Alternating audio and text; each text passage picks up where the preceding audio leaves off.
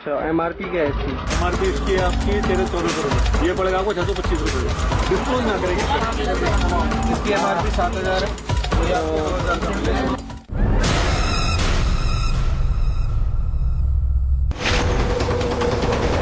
हर हिंदुस्तानी के चैनल पर आज देखिए।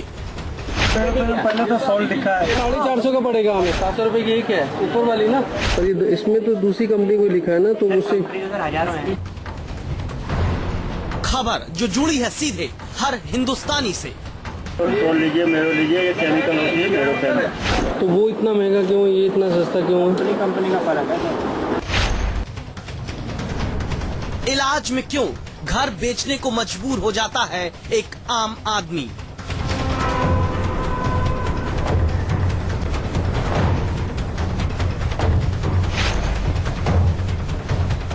क्यों दवा खरीदने के लिए गहने गिरवी रखने पड़ जाते हैं?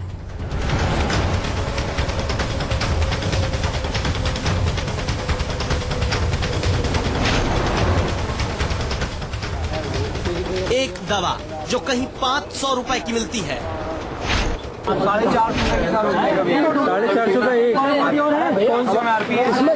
हमारा तो इंजेक्शन है क्या यार? 450 का एक पड़ेगा। 300 की एमआरपी है, 2300 की एमआरपी, 450 का एक पड़ेगा। इतना रेट में डिफरेंस क्यों है? ज्यादा मोटा उठाते हैं इसलिए हमें सस्ता मिलता है। वही दवा दूसरी जगह 5 गुना महंगी क्यों हो जाती है? कितने का बताया आपने? 2695 का एक। और एमआरपी कितने का पड़ेगा सर? एमआरपी कितने का है? जब फुल एमआरपी पे देंगे, सस्ता नहीं करेंगे? 30 चाहिए होगा 10 दिन के लिए, तो देखिएगा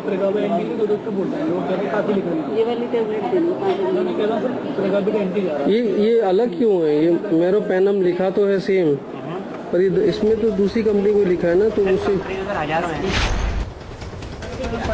एक ही सॉल्ट वाली दवा के दाम में जमीन आसमान का फर्क क्यों है? मेरो पेनम ये 10 दिन का है, शायद 30 होंगे ना, 3 लगने हैं। हाँ, कितने का पड़ेगा ये? एक बार देख लेंगे, जरा बता देंगे रेट।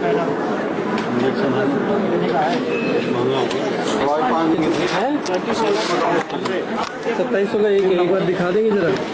डॉक्टर साहब से बात कर लूँगा ना एक बार में। अब तक जो कुछ आप कहते सुनते आए हैं, आज वो कड़वी हकीकत कैमरे में कैद देखिए। मैरोनम के नाम से मिला हमारे पास है। अच्छा, दिखा दीजिए। 2733 रुपए का इंजेक्शन है। एक बार दिखा देंगे जरा? एमआरपी जो है उसी पे मिलेगा? जीवन रक्षक एंटीबायोटिक दवाइयों के दाम में 10 गुना फर्क क्यों है? पहले तो सॉल्ट दिखा है 450 का पड़ेगा हमें। 700 रुपए की एक है ऊपर वाली ना, और ये इसमें तो दूसरी कंपनी को लिखा है ना, तो उससे ये तफ्तीश कोई हवाई नहीं, इंडियन मेडिकल एसोसिएशन के रिसर्च पर आधारित है। उसके पास एक ब्रांड 800 रुपए की भी अवेलेबल थी, सेम मीरोपेनम 2800 रुपए की भी अवेलेबल थी। 2000 रुपए का डिफरेंस था। एक आदमी में 3 इंजेक्शन रोज लगते हैं, और यानी कि 6000 रुपए का डिफरेंस, और 10 दिन तक अगर वो एंटीबायोटिक चले तो 60,000 रुपए का डिफरेंस है कॉस्ट के अंदर में, और 60,000 में कई सारे घर बिक जाएंगे। दवाई के सॉल्ट और ब्रांड नेम के बीच दवाई के दामों में 5 से 10 गुना का अंतर। आईएमए की इस मार्केट रिसर्च पर सबूत जुटाने जब हम खुद निकले तो सारा सच सामने आ गया। ये सच दवाई की तरह कड़वा था।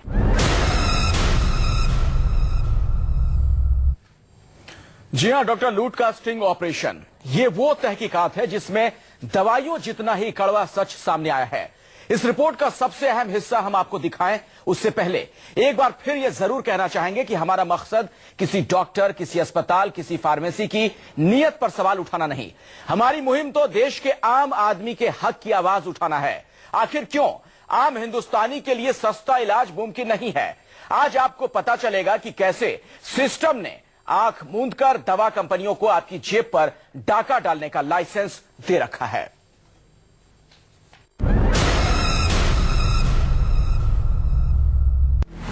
मेरोपेनम, एक एंटीबायोटिक इंजेक्शन।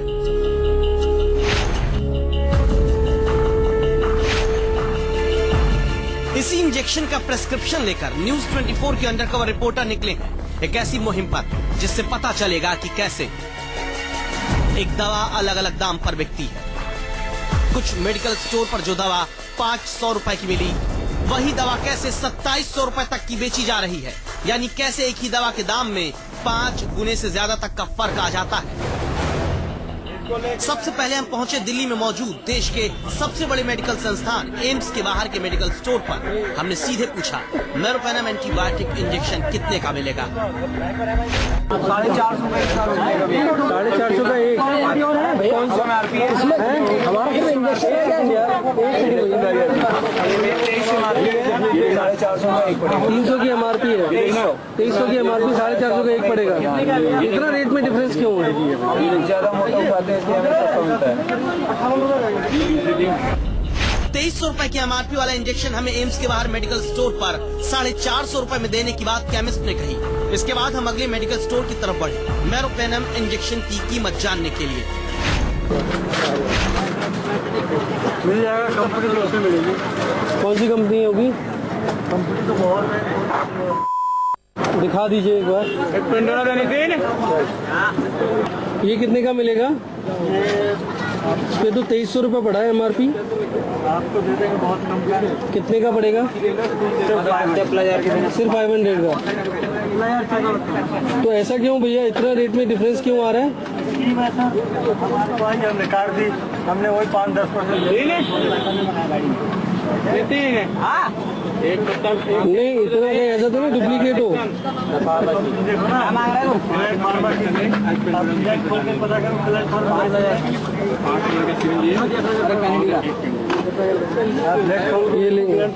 ये ग्लैन इसका हेपरिन वगैरह आता है, बहुत सी कंपनी का आइटम आती है। और इसमें कौन सा लिखा है? यही लिखा है क्या? बिल्कुल पहले तो सॉल्ट लिखा है मेरोपेनम। वही सॉल्ट, वही MRP, लेकिन एक स्टोर से दूसरे स्टोर तक में दाम 50 रुपए बढ़ गए। तीसरे मेडिकल स्टोर पर भी वही सवाल हमने पूछा, मेरोपेनम इंजेक्शन कितने का है? 650 रुपए की इंजेक्शन। 650 की है।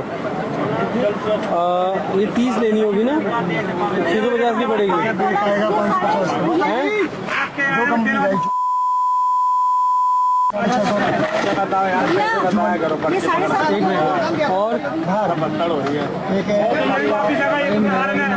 उसका वो 500 रुपए का पड़ेगा। अच्छा, एक 650 का और एक 500 का। उसी दवा के कंपनी बदलने के साथ अलग अलग दाम हमारे सामने आते जा रहे थे। जो इंजेक्शन 450 रुपए में मिल सकता है, उसी को कोई 500, कोई 650, कोई 700 में बेच रहा है। अब हम इसी दवा की कीमत जानने बड़े अस्पतालों की फार्मेसी के भीतर दाखिल हुए और तब होश उड़ाने की बारी आई। मेरोनम के नाम से मिलेगा हमारे पास। अच्छा, दिखा दीजिए। 2733 रुपए का इंजेक्शन आएगा। एक बार दिखा देंगे जरा। MRP जो है उसी पे मिलेगा। देश की राजधानी में जो इंजेक्शन हमें 450 रुपए में मिलना शुरू हुआ था, उसी इंजेक्शन की कीमत अपोलो अस्पताल की फार्मेसी के भीतर हमें 2733 रुपए बताई गई, करीब 5 गुना ज्यादा। अभी हमारी तहकीकात पूरी नहीं हुई थी, लिहाजा अब छिपे हुए कैमरे के साथ इसी इंजेक्शन की कीमत जानने के लिए हम नोएडा के फोर्टिस अस्पताल की फार्मेसी में पहुंचे। कितने का बताया आपने? ये 2695 का एक। और MRP कितने का पड़ेगा सर? MRP कितने का है? जब फुल MRP पे देंगे, सस्ता नहीं करेंगे? 30 चाहिए होगा 10 दिन के लिए तो देखिएगा।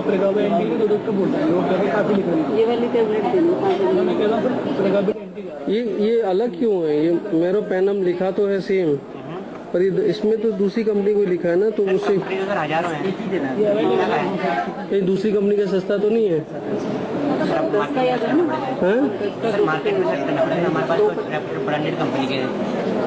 ये कितने का बताया आपने? ये 2695, 2695 एक।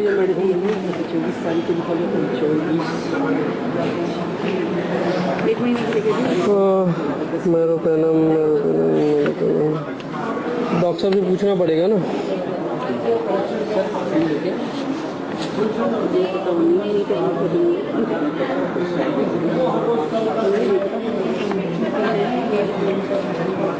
एक बार पूछ लेता हूँ। तो 10 दिन का तो बहुत महंगा पड़ेगा। कितना बढ़ रहा है? 30 कितने के बढ़ रहे हैं जरा देखना। सर आपके 26,950। 26,950 के 30 पड़ेंगे 10 दिन का कोर्स। नहीं 10 की हम बात बता रहा हूँ। अच्छा 10 की 30 कितने के पड़ेंगे? इसके मेरे पास स्टॉक इसका है ना, जोड़ बता देता हूँ। 10 दिन का कोर्स तो 30 हो गए ना, एक दिन में 3 है ना।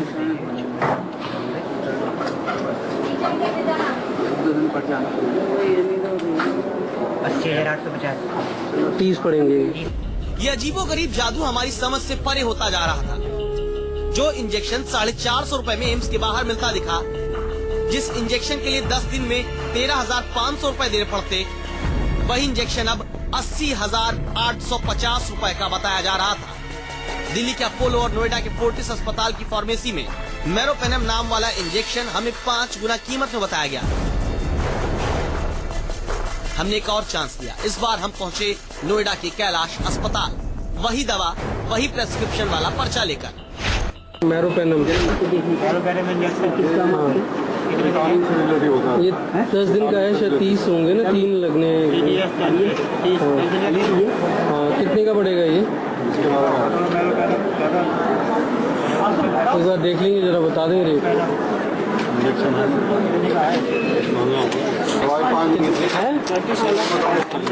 2700 का एक बार दिखा देंगे जरा। डॉक्टर साहब से बात करूँगा ना एक बार में। यानी पहली बार में मेरोपेनम इंजेक्शन मांगने पर 2700 रुपए का बताया जाता है, लेकिन जब वही दवा सस्ती कीमत वाली मांगी गई तो वो भी लाई गई। लेकिन बाद में अब तक की तहकीकात में ये साफ हो गया था, मेरोपेनम इंजेक्शन एम्स के बाहर हमें 450 से 700 तक का बताया गया। यही इंजेक्शन दिल्ली के अपोलो अस्पताल की फार्मेसी में 2733 रुपए का मिलने लगा। यही इंजेक्शन फोर्टिस अस्पताल की फार्मेसी में 2,695 रुपए और कैलाश अस्पताल की फार्मेसी में 2700 रुपए का हो गया। यानी एक ही दवा के दाम में 5 गुना फर्क हमारे कैमरे में कैद हुआ।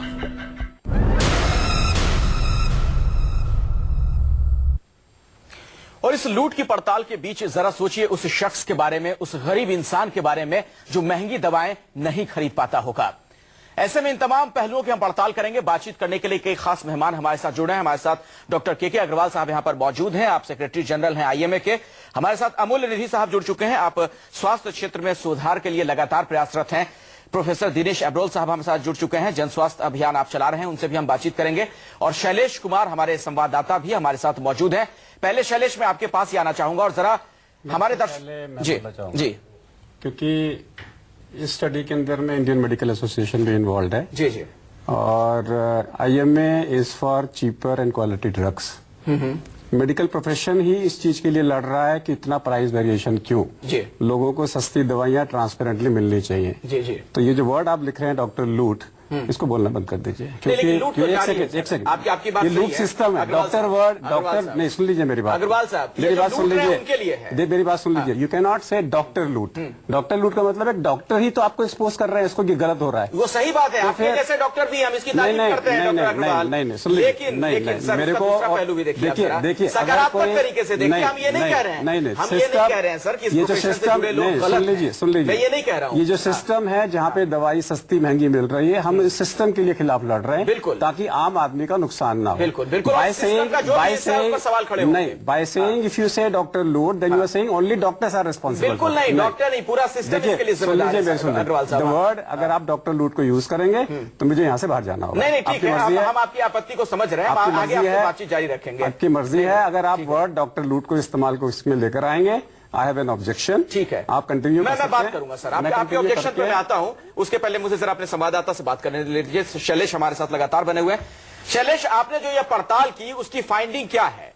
क्या बात सबसे ज्यादा आपको चौंकाती है? देखिए अखिलेश, डॉक्टर के अग्रवाल से मैं सहमत हूं, लेकिन एक शब्द के इस्तेमाल पे अगर हम जाएंगे तो शायद हम सब्सटेंस को भूल जाएंगे। हकीकत ये है कि इस सिस्टम में बहुत बड़ा रोल जो है वो फार्मा कंपनियों का है। जो फार्मेसी हैं, बड़े बड़े कॉर्पोरेट प्राइवेट हॉस्पिटल्स की, उनका बहुत बड़ा रोल है।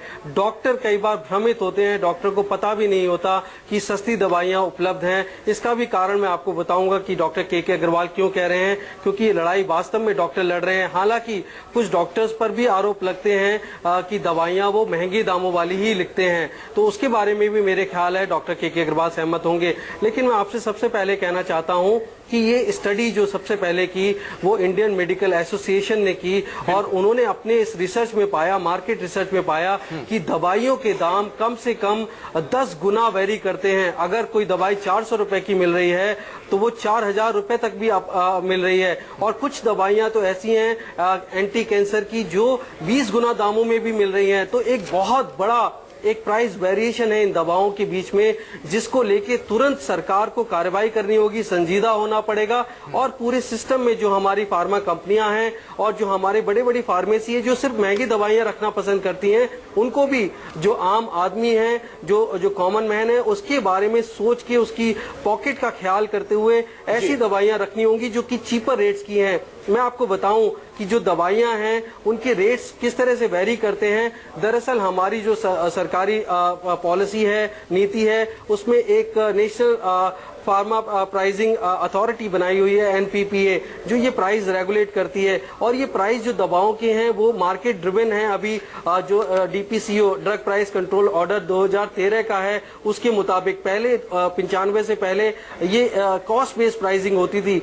लेकिन जब ICMA ने आपत्ति उठाई और भी संस्थाओं ने आपत्ति उठाई तो NPPA ने रेट्स का एक मीडियन निकाला। उन्होंने औसत निकाल के कि एक दवाई अगर 10 रुपए की है, एक दवाई 140 रुपए की है या 120 रुपए की है, तो वो दवाई का दाम उन्होंने MRP 70 कर दिया। लेकिन बावजूद उसके भी हल नहीं निकला, क्योंकि एक दवाई 10 रुपए में भी उपलब्ध है और एक 70 रुपए में भी उपलब्ध है। मैं इस बारे में जवाब लेता हूँ आपके पास दोबारा। मैं शैलेश आऊंगा, डॉक्टर के अग्रवाल जी। हाँ बिल्कुल सर, आता हूँ। अग्रवाल साहब जरा मुझे ये बताइए, आप खुद इस तरह के खुलासे कर रहे हैं, आप चाहते हैं कि इस दिशा में सुधार हो, लेकिन ये होता क्यों सर, जरा आप ये बताइए, आप खुद इस प्रोफेशन से जुड़े हुए हैं। हाँ, इस रिसर्च की बेसिस पे हमने डिसाइड किया कि मेडिकल प्रोफेशन में डॉक्टर बिना बात पे बदनाम होता है।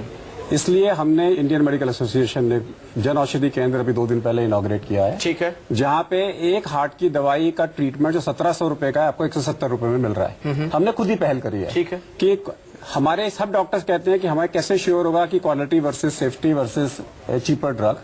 तो भारत सरकार का जो जन औषधि डिपार्टमेंट है उसका सेंटर IMA ने खुला है। IMA ने सारी ब्रांचेस को बोला है कि हर स्टेट के अंदर में जन औषधि केंद्र खोलो। हमारा पर्पस है क्वालिटी एंड चीपर मेडिसिन लोगों को मिले। बहुत नेक पहल है हमारा। लेकिन हम ये भी चाहते हैं कि हर वो कॉर्पोरेट अस्पताल जो डॉक्टरों को कहता है कि हम वही दवाई रखेंगे जो कॉर्पोरेट अस्पताल चाहता है, वो भी गलत होना चाहिए। बिल्कुल। हर कॉर्पोरेट अस्पताल में डॉक्टर्स को चॉइस होनी चाहिए कि वो सस्ती लिखें या महंगी लिखें। नॉर्मली आज की डेट में 70 से 80% कॉर्पोरेट अस्पतालों के अंदर में दवाई वो ही मिलेगी जो कॉर्पोरेट अस्पताल चाहता है। मतलब इस गड़बड़ झाले की तय मैं सिस्टम की बात कर रहा हूँ। पहला सिस्टम सरकार का है, पहला सिस्टम सरकार का है कि आपने इतनी प्राइस वेरिएशंस क्यों दी हुई है। NPPA एडवर्टाइज करता है कि हमने MRP लिमिट कर दिया है, लेकिन लोगों तक ये मैसेज कैसे पहुंचेगा कि चीपर मेडिसिन भी अवेलेबल है। बिल्कुल। मेडिकल प्रोफेशन ये चाहता है कि मिडिल क्लास आदमी उसके पास ऑप्शंस हो कि सस्ती दवाई भी अवेलेबल है, महंगी भी अवेलेबल है, और डॉक्टरों को पता लगे ताकि डॉक्टर सस्ती दवाइयां भी चूज कर सके। और जो दवाई सस्ती है महंगी है, क्वालिटी में दोनों में फर्क नहीं है। जी अखिलेश जी और मैं डॉक्टर अग्रवाल जी से सबसे पहले जो बात शेयर करना चाहता हूं कि IMA का जो पहलकदमी है वो बहुत ही स्वागत योग्य है जी। हालांकि ये रिसर्च जो है काफी देर से जन स्वास्थ्य आंदोलन ने, सिविल सोसाइटी मूवमेंट ने, पीपल्स हेल्थ मूवमेंट ने इस मुद्दे को लेके जद्दोजहद भी की है। सिर्फ रिसर्च ही नहीं की, हम तो सड़क पे भी उतरे हैं।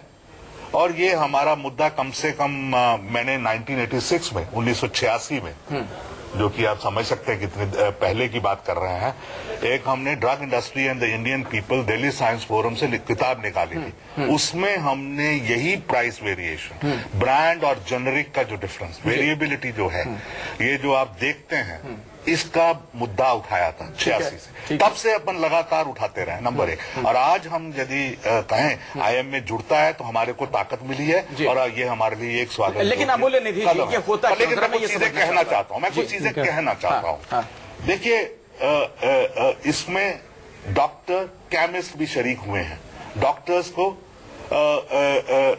IMA आज एजुकेट कर रही है, आज आगाह कर रही है, आज एक नया उन्होंने जो कदम उठाया है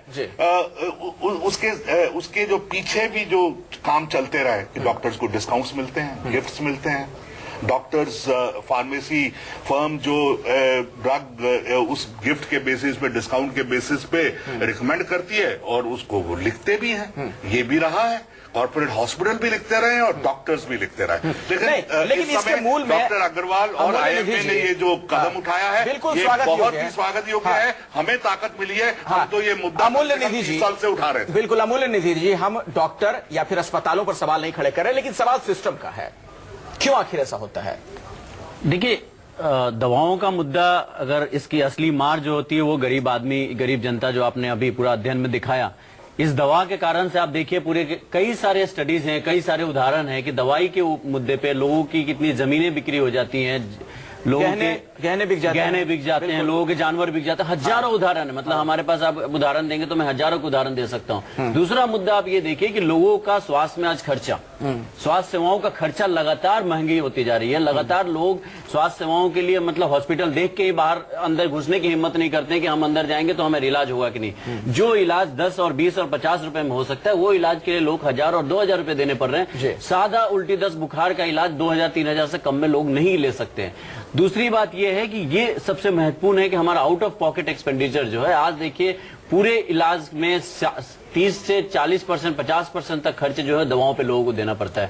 डॉक्टर जो दवा लिखेगा, आज देखिए डॉक्टर, अभी इंदौर में, मध्य प्रदेश में हम लोगों ने जो 15 डॉक्टर जो एक pharma company, Intas pharma company के ट्रेवल पे स्कॉटलैंड गए और उनकी हमने पूरी निकाली, जो कि मेडिकल एथिक्स के खिलाफ था, उनकी लाइसेंस 6 महीने के लिए MCA ने रजिस्टर किया। मैं इस पर डॉक्टर के अग्रवाल से जवाब लूंगा। आप एक महत्वपूर्ण सवाल खड़ा कर रहे हैं, एक ब्रेक के लिए मैं आऊंगा सर, सिस्टम पे भी हम बातचीत करेंगे, एक ब्रेक के लिए रुकना पड़ेगा। बड़ा सवाल तो ये है कि जो ये लेक्चर पॉलिसी है, क्या उसका फायदा कुछ मुनाफाखोर उठा रहे हैं? और सवाल ये भी कि आखिर ऐसे में जो गरीब मरीज है उसके अच्छे दिन कब आएंगे? एक ब्रेक के बाद। तो कैसे मरीजों को लूटा जा रहा है, जो दवाएं सस्ती भी मिल सकती हैं कैसे महंगी मिल रही हैं, इसकी पड़ताल हमने की है। और हम समझते हैं कि दवा कंपनियां इस तफ्तीश के बाद यह दलील दे सकती हैं कि किसी किसी दवाई के साथ ऐसा हो सकता है कि उसके दाम में 5 गुने तक का फर्क नजर आए। इसलिए अपनी अगली तहकीकात हमने अलग दवा की प्रिस्क्रिप्शन को लेकर की। हमारी कोशिश ये कतई नहीं है कि हम अस्पताल डॉक्टर के दिए गए प्रिस्क्रिप्शन पर सवाल उठाएं। हमारा मकसद यही है कि आखिर क्यों सस्ती दवा आम आदमी को मुहैया नहीं हो पाती, आखिर इसका हल क्यों नहीं निकाला जाता। इमिपेनम 500 mg, डोसीटेसल 80 mg, पेमटेक्सल यानी पेमक्यूर 100 mg। इन 3 दवाओं के पर्चे पर हम अपनी नई तहकीकात करने निकले। शुरुआत सीधे दिल्ली के एम्स के बाहर मौजूद मेडिकल स्टोर से की। सर फर्स्ट वाला इंजेक्शन पड़ेगा आपका 500 रुपए का। फर्स्ट वाला कितने का पड़ेगा? 500 रुपए का एक। कौन सा है ये? इमिपेनम है। ये नाम लिख दो जरा यहाँ, मैं डॉक्टर साहब से बात भी कर लूँगा ना अभी। इमिपेनम। हाँ जी। और दूसरा वाला है सर, एक इंजेक्शन इसके अंदर 80 mg और 120 mg होता है। इसमें 80 mg और इसमें 1500 mg। क्या नाम है इसका? इसका नाम टेक्सेल। ये कितना mg का है? 80। अच्छा 80 mg। इसकी MRP 7000 है। ये 2000 वाला जो है, ये आपको 2000 का मिलेगा। क्या नाम है इसका? पेमक्योर, पेमिटेक्सेल। इसकी MRP 7000 है और 2000 का पड़ेगा। पड़ेगा 12,495 की MRP है। और कितने का पड़ रहा है हमें? 15। ये क्या नाम? 90 रुपए का। और इसके रेट थोड़े अलग अलग है। हाँ। ये जो सबसे कम वाला है उसका रेट लिख रहा हूँ। कहाँ रखा है रजी का? 19,400, 1040। यहाँ हमें पहली दवा 500 रुपए, दूसरी डोसीटेसल 1500 रुपए और पेमटेक्सिल 2000 रुपए की बताई गई। लेकिन जब इन्हीं दवाओं की कीमत राजधानी के साकेत में मौजूद मैक्स सुपर स्पेशलिटी हॉस्पिटल की फार्मेसी में जानने के लिए हम पहुँचे, तो क्या सच सामने आया, अब वो देखिए। पीछे वाला एलेंटा जो है 17,683, टैक्सोटियर सेम नाम से मिल रहा है आपका तीनों, ठीक है, 21,111 रुपए, 1720। तो ये MRP है या इसी रेट पे मिलेगा?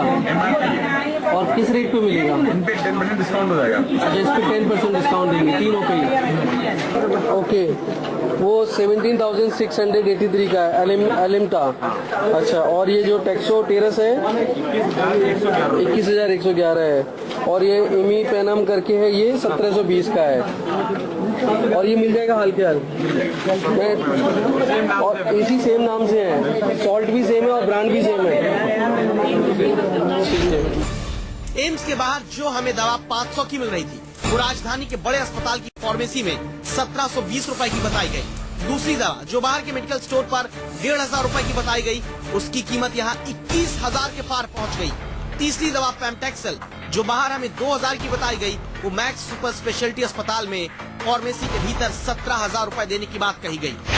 मैक्स हेल्थ केयर अथॉरिटीज के मुताबिक मैक्स सुपर स्पेशलिटी हॉस्पिटल में दवाओं के ब्रांड्स अस्पताल के प्रमुख डॉक्टर, नर्सें और सीनियर मैनेजमेंट मिलकर तय करते हैं, और इन दवाओं की कीमत अधिकतम खुदरा मूल्य यानी MRP तय की जाती है। लेकिन सवाल ये उठता है कि आखिर क्यों प्राइवेट कॉर्पोरेट हॉस्पिटल्स केवल महंगे ब्रांड्स वाली दवाएं ही अपनी फार्मेसी में रखते हैं? क्या सस्ती दवाएं खराब होती हैं?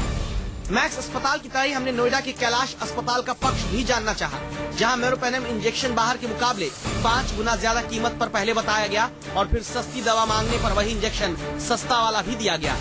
हमारी एक बाकायदा एक संस्था है, हमारी फॉर्मुलरी एक है, कमेटी एक है जो एक्सपर्ट्स की है, जो शिनाख्त करती है कि हम कौन कौन सी दवाइयाँ रखें, और डिपेंड करता है एफिकेसी पे और पेशेंट की नीड पे और लोकेलिटी के नीड्स।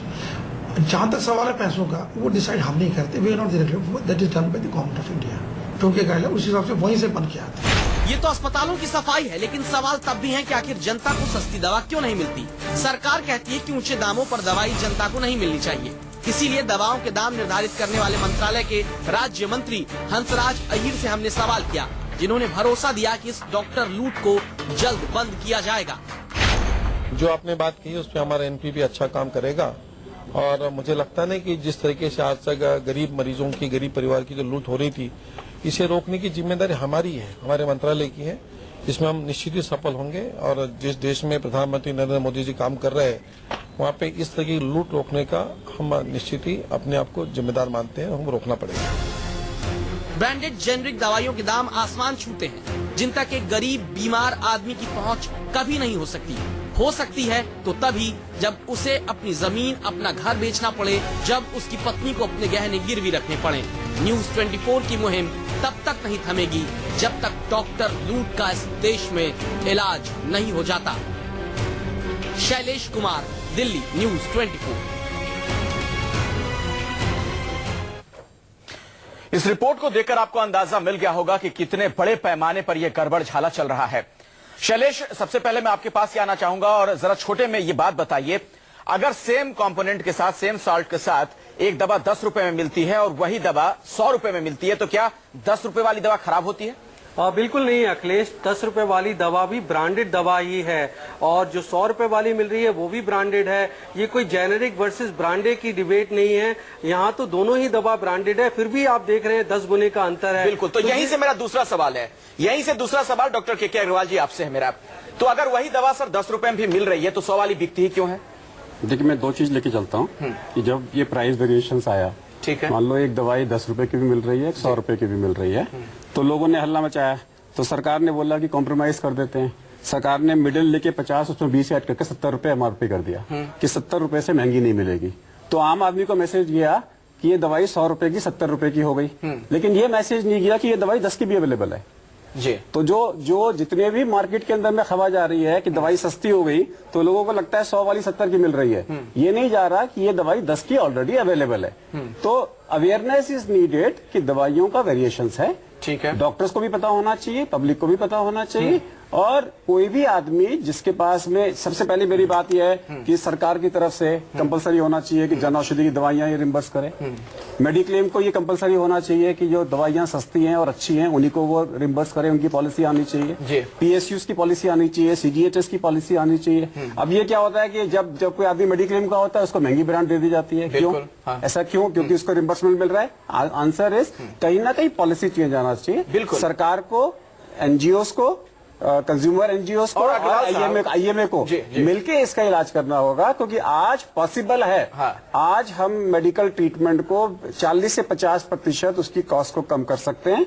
सिर्फ दवाइयां जो कि 70% हिस्सा है, अगर उसमें सहमति बन जाए और सरकार अवेयरनेस क्रिएट करे, चाहे वो जनऔषधि को, सब दवाइयों को लेकर आए जनऔषधि के अंदर में, ताकि आम आदमी के पास और डॉक्टर के पास मेरा एक सवाल है। आज हमारे पास चॉइस है। आज हमारे पास चॉइस है। अगर हम जनऔषधि लिखते हैं तो 80% कम की दवाइयां हम लोगों को दे सकते हैं। और सरकार अगर इस जनऔषधि में डिवाइसेस भी ले आए, अब दवाइयों की बात कर रहे हैं, अब डिवाइसेस में जाएंगे तो और तो सवाल है कि क्यों नहीं लिखी जाती है फिर इस तरह की दवाएं? प्रोफेसर दिनेश अब्रोल, क्या इसके पीछे कोई नेक्सस काम करता है? देखिए, नेक्सस तो काम करता ही है, क्योंकि यदि डॉक्टर ही प्रिस्क्राइब करता है पहले, तो सबसे पहले मेडिसिन, ये याद रखना चाहिए। क्योंकि अपन डायरेक्टली कई तो ड्रग्स बाई भी नहीं कर सकते हो। इवन यदि केमिस्ट के पास भी जाए तो केमिस्ट नहीं देगा हमें। डॉक्टर प्रिस्क्राइब करता है तो डॉक्टर की भी जिम्मेवारी है, नंबर 1। नंबर 2, क्योंकि सिस्टम में केमिस्ट, डॉक्टर, फार्मेसी तीनों ही जुड़े हुए हैं, तो सरकार का रोल आता है एक कंट्रोल का, रेगुलेशन का। वही बताऊं, तमिलनाडु और राजस्थान में जब सरकार ने मेडिसिन को प्रोक्योर करना शुरू किया, और वो ब्रांड से प्रोक्योर नहीं किया, जेनरिक से प्रोक्योर किया, और यदि ब्रांड भी प्रोक्योर किया तब भी उसकी जो प्राइसेस हैं वो जो है 100 गुना, 50 गुना, 40 गुना कम हो गई। ये तमिलनाडु और मद्रास में हुआ, ये राजस्थान में भी कोशिश की गई फ्री मेडिसिन कैंपेन में जो चीजें हुई। तो सरकार के पास भी इंस्ट्रूमेंट्स हैं और अवेयरनेस के अलावा भी इंस्ट्रूमेंट्स हैं, जैसे जन औषधि है, इसी तरह से प्रोक्योरमेंट एक बड़ा मेजर इशू है, क्योंकि फ्री मेडिसिन देना। इस सरकार ने भी, 1 मिनट और बात सुन लीजिए, इस सरकार ने भी कहा था कि 50 मेडिसिन जो है, पहले तो उससे तो पहले तो और ज्यादा भी था नंबर, फिर कहा 50, लेकिन उस पर भी अभी फ्री मिलेंगी, उसके ऊपर भी कोई कदम नहीं उठाया गया। प्रोक्योरमेंट जो है एक बहुत बड़ा मुद्दा है। यदि सरकार मेडिसिन बल्क में प्रोक्योर करे, थोक में प्रोक्योर करे, तो मेडिसिन की प्राइसेस कम हो जाएंगी और मेडिसिन का ट्रीटमेंट का जो कॉस्ट, जो कंपोनेंट 70 अमूल्य निधि बता रहे हैं, वो बहुत कम हो सकता है। बिल्कुल। अमूल्य निधि जी, जरा मुझे ये बताइए, जागरूकता की एक बात हो रही है कि जो मरीज है वो भी जागरूक रहे, लोग जागरूक हो जाएं, लेकिन जो गरीब है उससे आप बहुत ज्यादा उम्मीद नहीं कर सकते हैं कि वो साक्षर भी होगा, जागरूक भी होगा, बहुत पढ़ा लिखा होगा। ऐसे में जो डॉक्टर ब्रांड नेम सीधे लिख देते हैं दवाओं के, क्या वो सही है? क्या लगता है आपको? देखिए, ये तो ब्रांड नेम लिखना गलत है। और अब जेनरिक मेडिसिन की पूरी जो चल रही है, आज जन औषधि भी जो पूरा चल रहा है, यह एक विकल्प, लेकिन यह एकमात्र विकल्प नहीं हो सकता है। अगर सरकार चाहे तो राष्ट्रीय स्तर पे फ्री मेडिसिन स्कीम चला सकती है। जब तमिलनाडु में और राजस्थान में 300 साढ़े 300 करोड़ रुपए के बजट से आप चला सकते हो। अगर ये कंपलसरी कर दे डॉक्टरों को कि आपको जेनरिक मेडिसिन ही लिखना है, और स्ट्रांग उस पर गाइडलाइंस लाए, एक्ट लाए, और वो बोले कंपलसरी, और पूरे देश में राष्ट्रीय स्तर पे सारे जो टेस्ट होती है, आज मरीज जो है, गांव का मरीज, वो ये इतना नहीं समझता है। वो तो एक प्रिस्क्रिप्शन लेके भटकते रहता है 10 दुकानों में कि कहां से दवाइयां मिलेंगी। आज प्राइवेट हॉस्पिटल्स में आप देखिए, कंपलसरी वही फार्मासिस्ट होते हैं और वो बोलते हैं कि यहीं ये दवाई मिलेगी, बाहर नहीं मिलेगी। तो मरीज तो डॉक्टर जो ब्रांड लिख देता है भटकते रहता है। इसलिए अगर पूरे देश में अगर इसको रोकना है तो एक publicly supported free medicine scheme सरकार चलाए और उसमें जेनरिक मेडिसिन कंपलसरी करे। तो सरकार की राह में रोड़ा क्या है डॉक्टर अग्रवाल? क्यों नहीं सरकार चला पा रही है? सरकार के अंदर में हमारी बातचीत हो रही है, हमने मिनिस्टर को बुलाया था, बातचीत यही हो रही है। शायद सरकार ने जन औषधि स्कीम इसीलिए लाई है, और जन औषधि स्कीम में अब ये 504 दवाइयां करने जा रहे हैं। हमने उनसे बात करी है कि डिवाइसेस को भी अब जन औषधि केंद्र में लेकर आओ, और अगर ऐसा हुआ तो डेफिनेटली आम आदमी को इसका बहुत फायदा होगा। जब सरकार ने हमें बुलाया, सरकार को लगा कि आईएमए इसको अपोज करेगा, लेकिन आईएमए ने इसको सपोर्ट किया, और ये बताने के लिए कि medical fraternity cheap and quality medicine के साथ में पहला स्टोर हम लोगों ने मेडिकल एसोसिएशन ने अपने आप खोला, और अब हमारे पास में 30 ब्रांचेस की रिक्वेस्ट आ रही है कि हमारे यहाँ भी खुलवाओ। पूरे भारत में हर स्टेट के अंदर में एक जन औषधि केंद्र, जिसमें जो दवाइयां हैं वो मार्केट से सस्ती मिलेंगी, इसमें डिवाइसेस भी आएंगी, बाकी चीजें भी आएंगी, ताकि आम जनता का जो खर्चा है, हमारा कंसर्न सिर्फ एक है कि किसी आदमी का घर नहीं बिकना चाहिए दवाइयों के कारण से, सिर्फ इसलिए कि उसको पता नहीं था कि इसका ऑल्टरनेटिव सस्ती मेडिसिन भी अवेलेबल थी। लेकिन शैलेश, मेरा आपसे एक सवाल है, चूंकि आप खुद निकले पड़ताल करने के लिए, आप कई अस्पतालों में गए, वहां का आपने मुआयना किया, डॉक्टरों से आपकी मुलाकात हुई होगी, अस्पतालों में भी हम देखते हैं कैसे एमआर की फौज वहां पर घूम रही होती है। मेरा व्यक्तिगत अनुभव भी है कि इस तरह का सलाह लोग देते हैं कि अगर आपको रिम्बर्समेंट मिल रहा है तो फिर आप महंगी दवाएं क्यों ना ले लेते हैं।